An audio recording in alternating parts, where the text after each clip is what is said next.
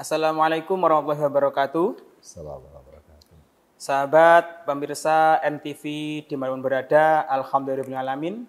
Berjumpa lagi bersama saya Muhammad Imron Santoso dan narasumber kita Kiai Haji Ali Mas'ud MPD, Dr. Kiai Haji Muhammad Ali Mas'ud MPD. Sahabat NTV yang saya banggakan, terlebih dahulu saya buka acara pada sore hari ini dengan bacaan Bismillahirrahmanirrahim. Semoga nanti acara kita pada sore hari ini bersama Gus Mas'ud dapat berjalan sesuai yang kita harapkan. Apa yang dinanti-nanti oleh pemirsa NTV di mana berada, saged memuaskan apa yang telah disampaikan nanti. Terlebih dahulu kita sapa terlebih dahulu narasumber kita. Assalamualaikum Gus. Assalamualaikum warahmatullahi wabarakatuh, Mas Imron. Pripun kabari Gus? Alhamdulillah, baik semuanya. Alhamdulillah. Baik, alhamdulillah. Boten Jawa mau nggih? Alhamdulillah. Boten. Terang. Sami mau jugi nggih boten Jawa nih. Nggih, semoga baik, ada manfaatnya, ada berkahnya. Amin. Semuanya. Gus Ali Mas'ud ingkang kawula hormati nggih, saya banggakan iki. Gus, tema kita pada sore hari ini mengenal diri, mengelola nafsu 4 dimensi. Menurut Imam Ghazali, betul nggih, Gus? Insyaallah. Sebelum kita ngobrol lebih jauh lagi, Gus, saged memberikan opening untuk acara kita pada sore hari ini terkait mengenal diri, mengelola nafsu 4 dimensi. Monggo, Gus. Assalamualaikum warahmatullahi wabarakatuh. Bismillahirrahmanirrahim. Amma ba'du. Yang mulia kepada para pemirsa NTV yang berbahagia, yang dirahmati Allah pada acara Qalbun Salim. Dan tentunya Ustadz Imron yang luar biasa sebagai hostnya, sering tampil di televisi.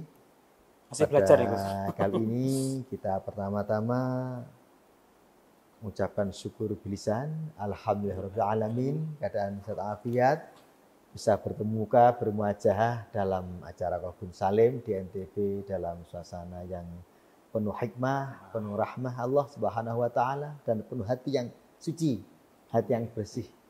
Hati Qalbun Salim Baitullah, hati yang selamat. Allah. Selamat. Kemudian Allahumma shalli ala Muhammad. Semoga oleh Allah diberi hidayah maunah sehingga mengikuti sunnah beliau. Beliau adalah pemaaf, ridho, ikhlas, tawadhu, itu juga Rasulullah seperti itu. Semoga umatnya kita oleh Allah diberkahi, diberi hidayah maunah sehingga dapat melaksanakan sunnah beliau, tidak lampah beliau, ajaran beliau. Oke, pada kali ini, pada season ini adalah kita membahas masalah tentang hati. Allah berfirman, Bismillahirrahmanirrahim. Wa nafsi wa ma sawwaha falhamaha fujuraha wa taqwaha. Qad aflaha man zakkaha wa qad khaba man dassaha. Bahwa Allah dan sebuah kita manusia ini ada nafsu.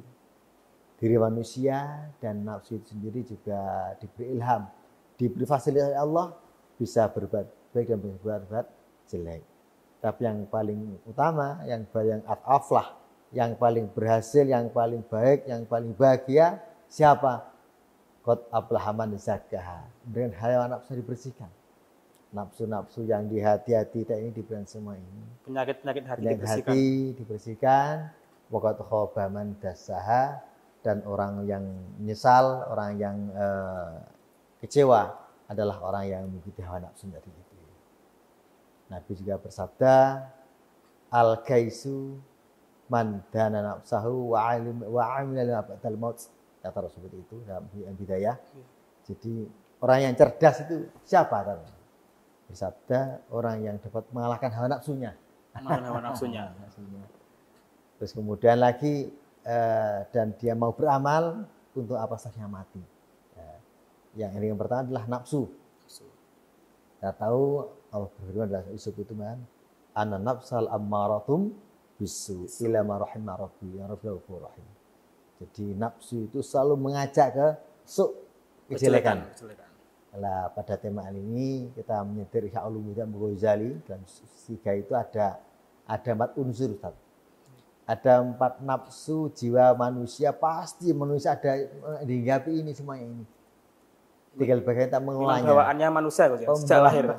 Sejak lahir itu pasti dihinggapi ada 4 dimensi, ada 4 item yang selalu masuk dalam hati kita ini. Itu harus kita kelola Gus ya. Harus kita kelola, kita manage bagaimana tidak bisa amar kita sehingga imannya kita bisa kuat apabila kita bisa mengelola dengan nafsu dengan baik. Termasuk apa saja? Karena kita merantai nafsu tadi. Merantai nafsu juga. Soalnya akan liar Gus ya kalau dirantai. Nanti kalau tidak dikendalikan akan jadi parah dan rugi diri bagi yang pemilik nafsu sendiri. 4 item. Apa saja Ustaz? Yang pertama adalah nafsu rububiyah atau robaniyah. Nafsu kalau roba itu kepangeranan, ketuhanan. Nafsu itu ketuhanan. Bagaimana nanti?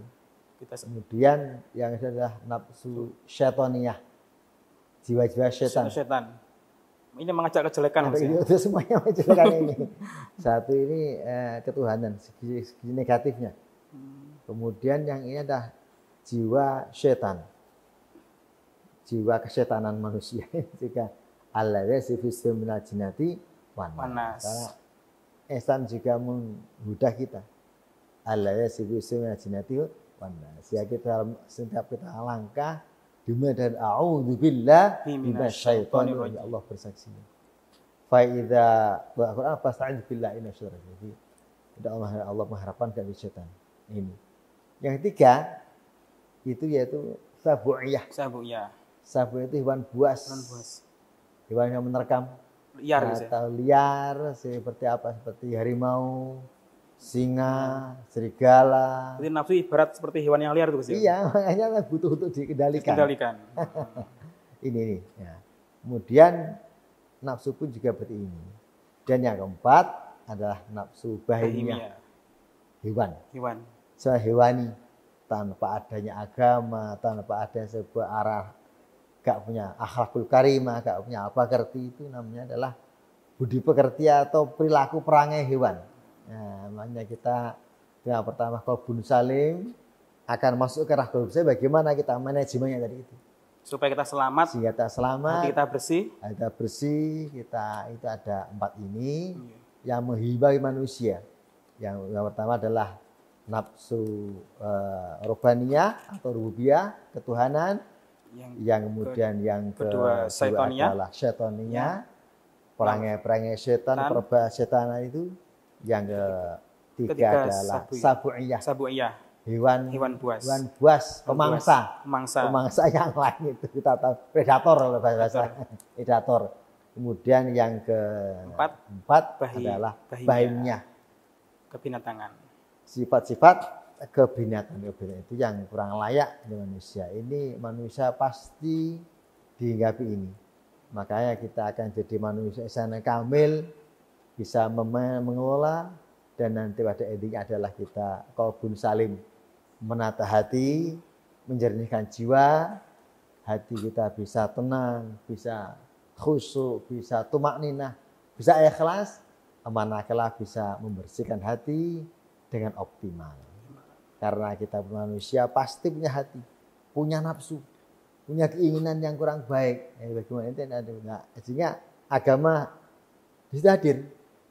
Keimanan kita, bagaimana cara kita iman, takwa kita bisa seperti itu pula. Ini salah satu cara untuk sebagai penawar.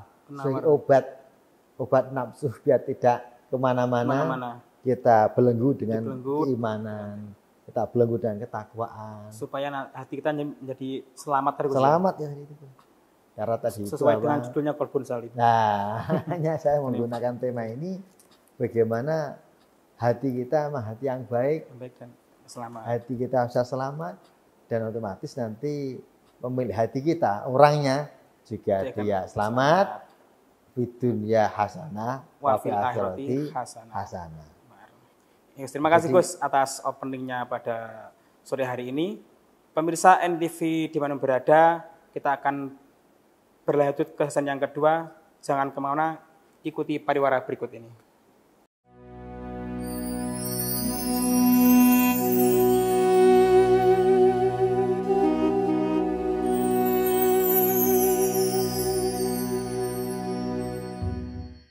Sahabat NTV di mana berada, kita berjumpa lagi di Kabus Salim di season 2 ini. Gus Mas'ud yang saya banggakan, belum pernah ketemu, ternyata orangnya luar biasa ini. Dipandang itu hikmat. Gus, sebelum kita membahas 4 dimensi nafsu tadi Gus, ada nafsu rubaniyah yang berarti sifat ketuhanan ya.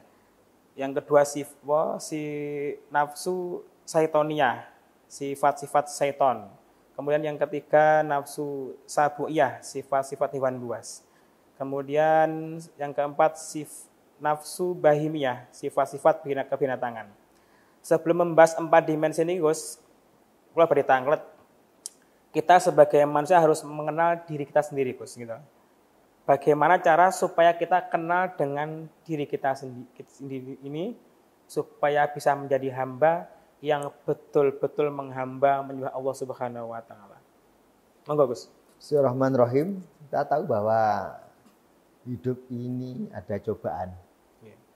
Akan ibadah dicoba. Bagaimana kita ibadah oleh Allah dicoba terus. Sebelum masuk seperti itu kita ada masuk segmen yang ini mengetahui nafsu kita bagaimana. Agar nafsu selalu ada Allah. Nafsu mudah diibadah. Kadang kita malas, kadang itu apa seperti itu pula. Nah, ini yang pertama adalah kita rububiyah atau robaniyah. Sifat-sifat ketuhanan itu bagaimana? Ini yang negatif tapi yang negatif. Yaitu sifat-sifat di sini sifat merasa dia tinggi, paling hebat, ada sifat takabur ya ini. Sombong itu Gus ya? Sombong, ujub, dia merasa paling gentleman, paling superman, tidak mau dikritik orang, gak mau mengalah, atau dia merasa paling pendapatnya paling jitu, tidak menerima saran, gak menerima kritik atau nasihat yang lain. Ini sifat-sifat yang kurang baik. Nafsu kan? Nah, itu pula. Lah ini disebabkan ada beberapa item, yaitu pertama hubul jah. Senang terhadap jabatan, pangkat. Nah ini merasa jadi orang pertama, leader sebagai pimpinan pusat begini yang apapun katanya. Selalu pengen diuangkan. Ya, itu juga bisa. Ini penyakit nafsu juga ini. Ingin dihargai, ingin dihormati, kalau ingin disanjung. Ini apa saja, Mas? Jadi takabur ini dalam Ghazali ada 4 sumbernya. Satu sumber adalah harta benda. Nah, dia merasa kaya, minta dihormati, minta dihargai pendapatnya. Ini penyakit hati. Itu dihilangkan ini juga. Ini bisa dari Allah nih, dia usul. Yang pertama, yang kedua adalah yaitu berupa hubul, pertama harta hati. Kemudian dia merasa hubud dunia tadi itu. Karena dunianya. Kemudian ada jabatan. Tadi itu kan. Jabatan, enggak boleh digeser, enggak boleh berganti. Ini milik saya sendiri ya. Ini harus saya gitu ya. Harus saya. Jadi mau saya gentleman, mau saya superman lah gitu. Kemudian yang ini ada kekuatan kita. Merasa gagah, merasa perkasa. Nah, ini juga merasa dia cantik, merasa dia paling tampan, ganteng. Itu paling itu gak baik ini. Kalau saya jelek itu dibersihkan, bersih semuanya. Kemudian yang juga adalah dalam segi kemampuan, punya ilmu, ceramahnya enak, ceramahnya hebat, bukunya laris dijual, hujahnya ada luar biasa. Ini juga kalau dia membanggakan ini nggak boleh. Dia boleh jadi jabatan, boleh harta benda, tapi untuk kebaikan. Untuk kebaikan. Dia sebagai pejabat untuk membantu rakyatnya, kan fakir miskin, memberikan bagaimana ibadah Islam ini bagaimana, umatnya bagaimana, dia harta benda untuk sedekah jariyah, untuk wakaf itu baik juga. Tidak untuk bermegah-megahan. Yaitu pamer ya. Al-hakumut takasur. Bermegah-megahan merbanyakkan harta benda. Intinya semua itu harus digunakan untuk kemaslahatan. Untuk kemaslahatan agama. Nah ini sebagai bentuk bahwa manajemen hati nafsu biar gak menyombongkan, bagaimana kita mulai yang kita miliki ini untuk hal yang positif, hal yang kebaikan. Lal fil kharat, terhadap perbuatan-perbuatan yang baik yang dari Allah Subhanahu wa taala. Ini sifat-sifat rububiyah. Nafsu. Jadi sifat-sifat yang merasa mendewa-dewakan, ingin didewa-dewakan. terus ingin menguasai seperti itu pula. Terus kalau cantik bagaimana, tampan bagaimana, ini selalu seperti ini yang megah yang sebawah. Wah, ini merupakan adalah nafsu-nafsu yang rububiyah. Ya, dia merasa paling itu harus dihilangkan. Bahwa tadi mengatakan qad aflaha man zakka khaba man dassaha. Yang paling utama itu zakah, tazkiyah. Jadi tazkiyatun nafsi sama itu. Nah, itu. Nafsi itu dari itu. Sifat-sifat yang ketuhanan tadi dihilangkan semuanya. Lawannya menggunakan sifat tawadhu, sifat ikhlas. Tawadhu itu rendah diri. Jadi ketika kita merasa di bagian di atas, kita harus rendah diri. Tawadhu bagi sesamanya, menerima pendapat orang lain. Jadi pemimpin gak harus arogan, gak diktator, gak over, tapi mendapatkan musyawarah dengan bawahannya, dengan senam sejabatnya. Jika ada kritik, dia bagaimana dia bisa menyikapinya. Karena manusia punya kelemahannya, kesalahan. Jadi Nabi itu walaupun seorang Nabi, Rasul, pemimpin presiden, Nabi selalu mengajak berundingan sama para sahabat-sahabatnya, sama keluarganya. Jadi Gus, tidak tangan besi. Berarti siap terkait sifat-sifat ketuhanan Gus ya. Misalkan orang mempunyai jabatan, dia mempunyai kesalahan, ditegur atau diingatkan oleh anak buahnya marah-marah, itu berarti termasuk ini Gus ya? Itu berarti dia belum bisa manajemen hatinya, belum bisa menata nafsunya. Masih merasa saya merasa paling benar, puasa. Selain saya, di bawah saya. Betul. Ya, ini kurang baik. Itu yang kurang baik seperti itu ya. Jadi menurut Imam Ghazali, menurut agama kita bahwa pemimpin yang paling baik adalah pemimpin yang menerima pendapat orang lain. Berjalan memikirkan pendapat orang lain dan selalu berpikir untuk positif bagaimana nasib anak buahnya, nasib warganya, nasib masyarakatnya, nasib kaumnya. Jadi sayyidul qaumi khadimuhum. Jadi yang namanya pemimpin kaum adalah yang melayani umatnya, melayani para rakyatnya. Bagaimana bisa sejahtera, bagaimana bisa tenang, damai dan sebagainya. Ini adalah pemimpin yang berpikiran baik dan selalu mengajak musyawarah dan menerima pendapat, masukan serta nasihat dari orang di bawahnya. Ini kalau seperti ini, insya Allah bisa tertata rapi. Ini pemimpin yang tipe-tipenya disukai oleh anak buahnya, Gus. Ini pemimpin yang baik. Memimpin mengikuti Rasulullah, begitu para sahabat-sahabat Nabi, Abu Bakar, Sayyidina Umar, Sayyidina Affan, Sayyidina Ali. Ini pemimpin yang mengajak dan memikirkan nasib daripada rakyat dan kaumnya. Terkadang pemimpin ada Gus ya, sukanya itu menyuruh tanpa memberi contoh. Nah itu bagaimana Gus? Kurang baik. Karena kita mengenal Nabi itu juga pemimpin yang mencontohkan. Laqad kana lakum fi Rasulillah uswatun hasanah. Itu sebuah figur penting sekali. Gak hanya bicara tapi dia mencontohkan. Contohnya Nabi. Nabi itu selalu contohkan untuk jamaah. Nah, pertama itu masjid Nabi. Nabi mencontohkan ini akhlak karimah. Nabi pertama kali contohnya Nabi ketika wahyu turun bahwasanya yang mencuri potong tangannya. Bagaimana itu Nabi? Lau anna Fatimah bintu hanya sarakat laqata Muhammadun yadaha. Jelas itu. Apabila Siti Fatihah mencuri, anak sendiri, saya sendiri akan potong. Ini contoh pemimpin yang baik. Tegas itu. Islam berwibawa, hukum ditegakkan, semua umat akan takut. Jadi ini contoh bahwa daripada pemimpin dulu. Dari uswah itu dari atas dulu. Kalau pejabat atasan itu baik, sangat baik. Lebih baik pejabat tinggi, ya, berakhlak tinggi pula. Lebih baik rakyat rendah berakhlak tinggi daripada pejabat tinggi berakhlak rendah. Itu sebuah ungkapan. Lebih baik rakyat jelata, rakyat rendah berakhlak tinggi daripada pejabat tinggi berakhlak rendah. Mengendaki Nabi itu, Nabi menyatakan bagaimana pejabat tinggi ini contoh yang baik, contoh yang positif, nanti diikuti oleh bawahannya. Insyaallah selalu menjadi uswah untuk anak buahnya. Insyaallah jadi contoh yang baik, nanti sistem masyarakat pun juga akan menjadi lebih baik lagi. Insyaallah begitu. Ya semoga negara ini dipimpin pemimpin yang selalu memberi uswah untuk anak buahnya. Amin. Semoga bahasa seperti itulah. Contoh yang baik dari pemimpinnya. Terima kasih Gus. Pemirsa NTV di mana berada, jangan kemana-mana, ikuti pariwara berikut ini.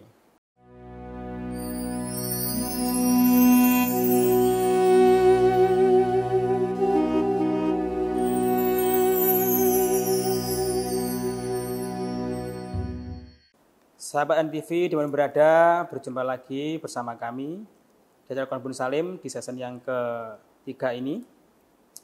Gus Mas'ud yang saya hormati, ini ada netizen yang bertanya Gus, ngapunten nggih. Mungkin bisa dijawab untuk mencerahkan penasarannya netizen. Ini dari Cica. Apakah overthinking dan insecure termasuk bentuk dominasi nafsu juga? Atau itu udah masuk ranah atau itu sudah masuk ranah akal yang kebingungan?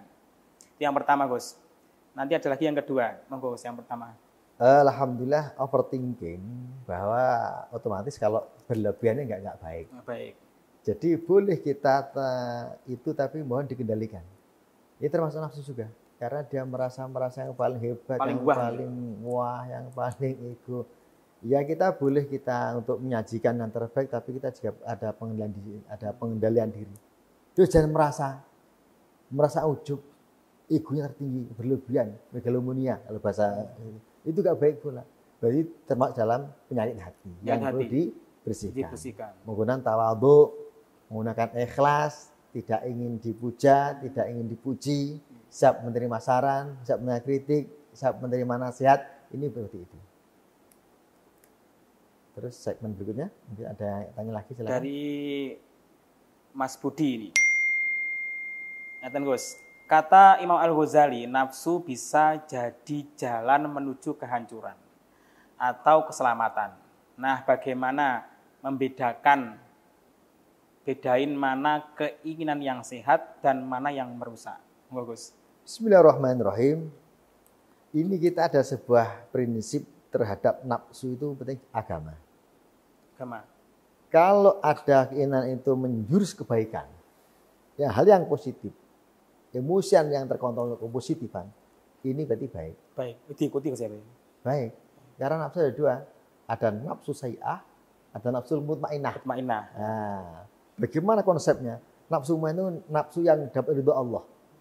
Ya ayat sebut ma'inah irji'i ila rabbiki radiyatan maradiyah fadkhuli fi fadkhuli jannati. Jadi nafsu yang baik, nafsu yang mengajak kebaikan, yang mengajak terhadap yang positif. Kita punya nafsu, ini nafsu untuk bagian orang lain. Bagaimana kita menolong fakir miskin, kita tidak membuli teman, tidak menyalahkan orang lain, kita bisa mengendalikan. Oh ya, seperti itu. Ini nafsu yang positif. Mutmainnah tadi ya. Mutmainnah itu pula. Tapi nafsu yang berbuat atau yang kita bahas tadi ini nafsu yang nggak baik. Jadi segmen yang pertama ada rubaniyah. Kemudian yang kedua tadi apa? Nafsu syaitaniyah. Jadi jiwa-jiwa setan. Apa ya? Itu satu hasad. Dengki. Orang lain dapat kenikmatan, sakit hati, tangga kaya sakit hati, teman saya akrab diangkat jabatan oleh Allah dapat rezeki kita sakit hati, diangkat jadi melebihi kita hati, orang lain dapat punya HP bagus, ya itu nggak boleh itu. Nggak boleh. Itu menyakit hati, namanya hasad. Nggak boleh karena apa? Semua manusia ini entah derajatnya yang terendah, yang tinggi, jabatan sebagainya. Ini ada takdir semua, ditakdirkan oleh Allah. Allah yang ngatur sih. Allah yang ngatur. Nah, ini seperti itu. Hasad. Yang kedua dendam, hikdun. Dendam. Nanti ada kesempatan kita akan melawan. Nah, ini nggak boleh juga ini. Hati dijaga. Jangan sampai ada. Meskipun merasa ya, gitu ya. Belum melaksanakan nggak boleh. Iya nggak boleh. Jadi dendam nanti dia dibully akan membalas nggak boleh. Jadi dia membalas kita nggak apa-apa, kita maafkan saja sudah. Walaupun berat. Terus dendam yang terbaik bagaimana, Gus? Lebih manajemen. Kita mendoakan. Ya, semoga dia sadar, gak membuli kita, tidak mencemooh kita, gak mencerah kita. Berarti membalas yang kebaikan, Gus ya? Iya itu. Jadi kita ini butuh kesabaran. Ketika kita berbaik kita, bagaimana kita sabaran. Tapi juga kita tahu diri, jangan begitu. Jadi gak sabar itu bukan artinya kalem ngalah, bukan. Disabari itu memang merupakan sebuah manajemen. Pertama gak apa-apa, mungkin lupa. Kedua dia kok seperti ini. Tiga, mohon hati-hati cara bicara, hati-hati cara berkomen. Karena itu mohon komen dijaga. Sebelum ke orang lain introspeksi sendiri. Sebelum bisa mengkritik orang lain, kritiklah diri sendiri. Namanya adalah tasfiyatun nafs tadi itu. Sebelum sampai menghina orang lain atau mengkritik, mohon kritiklah diri sendiri. Ini konsep seperti itu. Sama istilah Jawa, Gus. Ojo njiwit lek gak pengen. Nah, lek merasa dijiwit sakit. Sakit ojo njiwit itu. Orang lain. Kalau sampean digosip atau difitnah atau di apa itu namanya sekarang? Bahasa dibully sakit, jangan dibully orang lain. Jangan ngerti orang lain, nggak baik itu. Gus, misalkan Gus ya, kita disakiti orang lain. Iya. Rasanya sewakit ya. Dendam kepengen balas, tapi kita karena mungkin sudah belajar ilmu sore hari ini Gus ya, kita memainkan hati kita, akhirnya dendam itu kita rubah menjadi baik, kita doakan. Meskipun sakit hati tetap mendoakan. Berarti memang harus dipaksakan, Gus. Harus dipaksakan. Harus belajaran. Dan orang yang berbuat jelek pasti ada balasannya. Itu udah yakin sudah. Berarti apa jadi Gusti Allah? Allah sebenarnya. Kita dari orang lain mendolim sama kita. Dia sama kita mendolim, berbuat aniaya atau dia ngibuli kita sendiri. Nanti pasti ada yang ngibuli juga dia.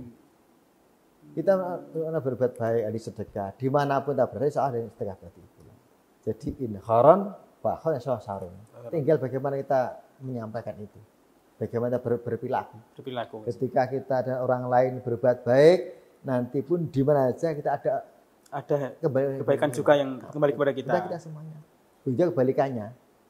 Sama kita jelek, didolimi atau sebagainya, nanti ada balasannya semua. Jadi ada pertama hasad, hak atau dia merasa dendam, nggak boleh itu dihilangkan semuanya ini. Ini setan semuanya berusaha bagaimana kita orang lain. Ya, meskipun sakit tetap berusaha harus. Ya ini namanya nafsu seperti itu. Kita berusaha berjuang, berbuat baik ya. Berjuang ini. Ini melawan nafsu. Perjuangan melawan nafsu. Melawan nafsu. Sehingga Nabi itu bersabda, musuh yang Nabi paling berat ini habis perang Badar yang paling besar. Ya. Nabi mengatakan roja'tu min jadil akbar ila jadil asghar ila jadil akbar. Kita pulang dari perang yang kecil akan menuju perang yang lebih besar. Wa ma ya Rasulullah, apa artinya Nabi Rasulullah? Nabi menyampaikan ala hiya jihadun nafsi. Apa kata Rasulullah? Bahwa kita adalah perang melawan hawa nafsu yang paling berat. Di musuh kita macam baikah. Kata Nabi itu akan di dalam kita ini ingin hasad, ingin mencidai lawan, membalas dengan kejelekan pula, ingin dendam, ingin mencidai, tidak boleh juga. Ini tidak dalam konteks seperti ini. Maka dalam segmen ini adalah bagaimana kita bisa tetap bersih, tidak ada dendam, tidak ada hasad, ikhlas semuanya dan tawakal. Dia mendapat nikmat, dia mendoakan syukur alhamdulillah, semoga saya juga dapat nikmat seperti itu pula. Berarti belajar dados tiyang ingkang jembar dodone Gus ya. Lu juga sulit Gus ya. Oh benar. Qanaah. Jadi menata hati menjadikan jiwa. Dalam di NTV ini namanya qalbun salim. Hati aneh tombol hati ini seperti itu pula. Nah, bagaimana kita ya mawas diri, ikhlas, berteman dengan orang yang solih-solih, selalu takut kepada Allah, mendekatkan diri kepada Allah. Ini konsep bagaimana agar hati itu dapat baik dengan teman, dan sahabat, dengan tetangga, dengan kolega, dengan teman sewat pun. Intinya tetap kita harus mencontoh Rasulullah sih. Harus Nabi kita contohkan akhlaknya, kita tiru perilakunya, dan kita teladani segi perilaku pula. Itu berat sekali. Maaf itu sekali. Karena pemaaf itu adalah lebih tinggi daripada minta maaf. Minta maaf, pemaaf itu. Pemaaf berat ya. Wal afina 'anil nas. Jadi yang paling mulia itu orang yang memberi maaf. Tapi memang berat betul itu, Mas. Kalau minta maaf maklumnya salah, tapi memberi maaf. Mengampuni orang lain. Sebelum dia minta maaf sudah dimaafkan. Udah. Ini sehingga itu banyak. Padahal masih sakit hati. Udah memaafkan. Pasti manusia punya perasaan, punya hati. Nah, makanya konsep bagaimana jadi orang pemaaf seperti Nabi. Nabi itu pemaaf, pengayom, orang yang bersalah dia hormati, orang ditolong. Orang yang sama ditolong nanti. Akan berzalim, kenapa ditolong? Yang mendolim malah dibaiki. Jadi watak faman dola maka mengampuni orang yang berzalim pada kita semua. Gus, terima kasih Gus. Pemirsa NTV yang dimana yang berada, kita akan kembali lagi setelah pariwara berikut ini.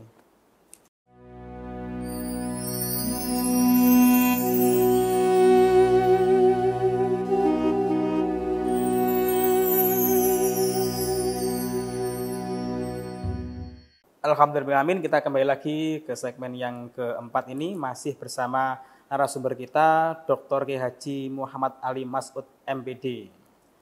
Kita akan melanjutkan obrolan kita, ngaji kita pada sore hari ini. Kita akan membahas, tinggal dua Gus nggih. Tadi yang Rubaniyah Seutuhan sampun, saya Itoniyah sampun. Sekarang kita akan membahas tentang Sabuiyah, sifat-sifat hewan buas, dan Bahimiyah, sifat-sifat kebinatangan. Mau Gus, terkait sifat Sabuiyah tentang hewan buas nih Gus. Bismillahirrahmanirrahim. Nafsu dalam diri manusia ada yang ketiga, yaitu tentang Sabuiyah. Binatang buas. Di hutan kita mengetahui, di televisi kita melihat yang namanya harimau. Itu makan apa? Di Soekarno Dewi. Semua ya, karnivora tuh, makan daging. Jadi menerkam binatang yang kecil-kecil, binatang kijang itu dimakan, terus menerkam, menguasai jadi raja hutan. Ini sama dengan pemimpin yang otoriter sih. Nafsu kan juga. Ya. Sehingga namanya Sabuiyah adalah dia menerkam, memukul. Membunuh. Orang lain harus kalah. Ini jiwa Sabuiyah, nafsu. Harus bersih dari itu. Paling hebat dia sendiri Gus ya, tidak ada yang lainnya. Dari seperti raja di raja. Orang lain harus salah semuanya, tunduk pada kata dan perilakunya. Kata dan pendapatnya harus mengikuti. Ya ini yang namanya harimau, singa. Itu takut semuanya, mengapain menakutkan. Jadi kita tahu di binatang itu yang paling yang di pagar yang rapat. Harimau. Itu harimau. Karena apa? Menerkam. Menyakiti orang lain. Lah jiwanya, kalau ada manusia suka nyakiti orang lain, suka membunuh, suka membuli, suka mencidrai teman, suka menyakiti atau mengganggu kejiwaan orang lain, itu pula mengganggu orang lain, mengusik ketentraman orang lain. Ini adalah sifat-sifat kehewanan, sifat-sifat binatang buas yang harus tidak ada di hati kita, harus bersih itu semua dari itu pula. Termasuk seseorang atau pemimpin yang berkata harus mengikuti karepnya sendiri. Ini berarti ini kudu ini kalau nggak mengikuti dia gak cocok, akan diapakan, seperti itu juga masuk juga. Itu perlu untuk di manajemen. Jadi seperti Sabuiyah. Terus dia itu kalau dia dapat makanan, dia tidak bisa untuk orang lain, nggak bisa nikmati. Bakhil. Pelit. Jadi di samping dia tuh, coba lihat, kita tadi itu pertama, yang namanya harimau. Kita dapat makanan empuk, dapat mangsa meninggal dunia, dimakan kan? Tidak orang lain bisa makan, harus dimakan sendiri. Seluruhnya ramak, rakus. Ini binatang-binatang yang binatang buas. Karena mindsetnya ini milik saya sendiri. Ini sekedar saya sendiri. Kalau ada manusia seperti itu, ini harus dihilangkan dari hati itu. Berarti dia ada sifat binatang buas, pemangsa. Nah, ini. Apalagi dalam organisasi Gus ya. Ya, sama harus juga. harus disingkirkan ya. Kemudian yang terakhir tadi Bahimiyah Gus. Bahimiyah. Sifat-sifat kehewanan. Hewan ini instingnya ada dua Mas. Hewan itu Gus Imron ada dua. Satu adalah untuk pemenuhan nafsu. Nafsu makan, minum, dan seksualnya. Nah, sehingga nanti tanpa aturan agama. Dia ingin makan, ingin berfoya-foya, ingin makan yang luar biasa, orang lain gak bisa nikmati. Ya ini kita makan semua sendiri. Ini sifat-sifat gak baik ini. Itu yang makan tapi gak memikirkan orang lain Gus. Ya, ini. Nah, sehingga kita tahu yang namanya binatang itu kalau makan itu kan selalu luar biasa itu. Kalau manusianya menyamakan, sehingga ada konsep bagaimana kita mengurangi makan, ada beribadah namanya puasa. Puasa itu makannya itu diatur, bukan nggak boleh makan diatur. Nafsu itu boleh makan tapi diatur. Ada jamnya. Ada jamnya, ada waktu. jadwalnya dan cara bagaimana yang terbaik. Makan ini halal apa haram. Ya. Nah, gak syukur ada makan diumbat ini miliknya orang lain atau bagaimana caranya. Jadi kalau masalah makan hewan itu ya. Nah, ini nafsu ada. Ya, kita bagi umat Islam, umat Muslim, umat mukmin, bagaimana kita caranya, bagaimana kita makan yang baik, cari rezeki yang halal bagaimana, cara mendapatkannya bagaimanapun juga. Berarti harus serba halal, ya? Halal, caranya halal, juga zatnya juga halal juga. Caranya baik, yang dimakan juga yang baik. Kalau haram contohnya makanan babi atau curian, mengambilnya juga haram. Atau mencuri tapi barangnya halal. Ayam curian. Nah, walaupun halal tapi mencuri jadi haram. Nggak boleh. Nah, itu. Nah, kemudian kalau masalah syahwat yang kedua nanti larinya ke bawahnya perut. Yaitu tentang masalah seksual. Makanya agama melarang berzina, maksiat, LGBT, kemudian istimta, onani itu haram itu. Mengapa itu? Karena hewan seperti hewan itu tidak mau diatur agama. Kalau agama ini baik mengatur bagaimana manusia selamat dunia dan akhirat. Nafsu bisa dikendalikan agar tidak ada nafsu hewan, tidak ada nafsu pemangsa binatang buas, tidak ada nafsu setan, tidak ada nafsu ketuhanan yang merajalela durjana itu pula. Kalau kita sudah konsep nafsu yang kita hilangkan dengan ketakwaan, dengan keimanan, dengan keikhlasan, hati kita diisi dengan ikhlas, dengan kesabaran, qanaah menerima apa dari Allah dan husnudzon orang lain. Ya, kita bisa mengalah, menghormati samanya, memikirkan orang lain agar jadi baik semuanya. Ini insya Allah kita jadi orang yang bahagia dunia dan akhirat. Di sini konsepnya manajemen kita menggunakan qalbun salim, hati selamat, bersih dari sifat yang nafsu yang tidak baik itu pulang. Ini luar biasa. Harapan kalau manusia sudah dihinggapi nafsu, dunia akan ramai, dunia akan parah. Seperti kita tahu terkendali, nafsu ingin membunuh orang lain, menjajah orang sekarang ada di negara-negara Timur Tengah sendiri. Ya betul pula. Karena apa? Dia ada nafsu menguasai, menyapa orang lain, genosida. Ada yang di negara-negara televisi itu pula. Ini mengapa nafsu tidak bisa mengendalikan? Dia nafsu rububiyahnya, ketuhanan yang durjana, nafsu setan. Gak mau diatur, nafsu mangsa yang lemah. Nah ini seperti itu.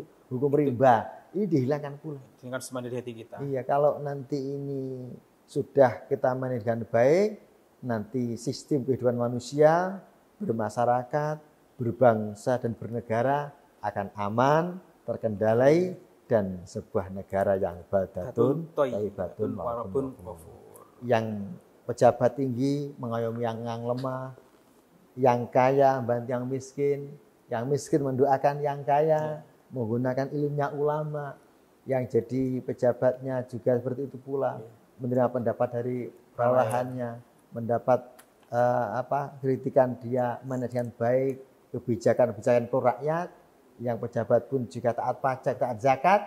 Insya Allah kita jadi negara atau sebuah daerah yang tentram, baldatun, thayyibatun, warabun. Jadi selalu menghargai yang lemah dan menghormati yang atas. Ini konsep yang dikehendaki Nabi Sallallahu Alaihi Wasallam. Terima kasih Gus Mas'ud atas pencerahannya pada sore hari ini.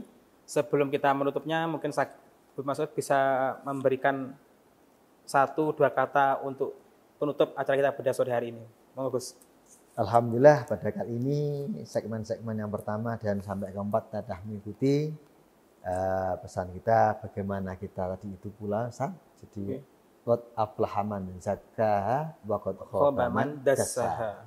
Jadi orang yang paling beruntung orang yang bisa membersihkan hatinya dari nafsu-nafsu yang enggak benar, dan orang yang itu yang paling beruntung dan yang paling menyesal dan merugi mereka yang mengikuti hawa nafsunya. Karena hawa nafsu itu mengajak perbuatan yang jelek dan lama-lama adalah penyesalan untuk selamanya di akhirat nanti.